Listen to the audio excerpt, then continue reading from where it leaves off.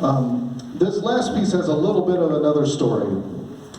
If I could just bear with me just for a moment. There was once a man who fell very deeply in love. And he became obsessively in love with this woman. To the point where if he couldn't have her, no one could. And he unfortunately made a bad decision because when she decided to not be interested in him, found someone else. And remember, no one could have her. So he decided to remove her from the situation. She was no more. In 18th century France, that resulted in execution by the guillotine.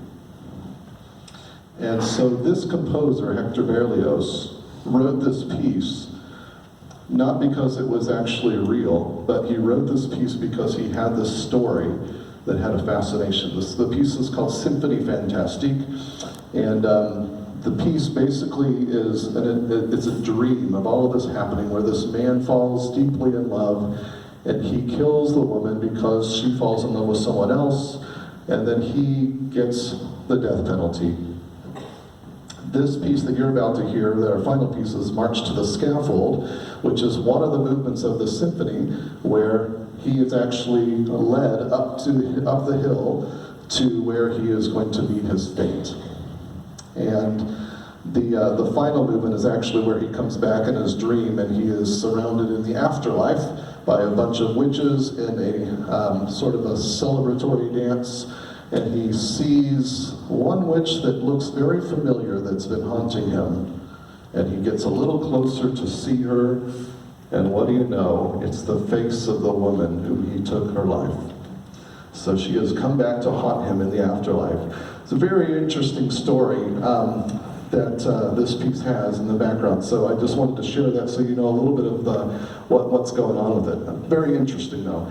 So I shared that the first day that we started working on this piece several weeks ago, and I wanted them to kind of just get into what the background of the piece is. So we try and do that with a lot of the music they play. So that's March to the Scaffold. You're going to hear that. It's a really, really exciting piece from the Romantic era of music, so we hope that you enjoy that. After our performance of the March to the Scaffold, we're going to have a really wonderful yearbook photo that will be kind of an awkward, silent moment where we do that on stage. So just bear with us. Well, so since we're all on stage, all dressed and looking nice, we wanted to go ahead and knock that out for the year. So we will do that next. And if you could, one more time, would you mind sharing with the kids your appreciation for their hard work tonight?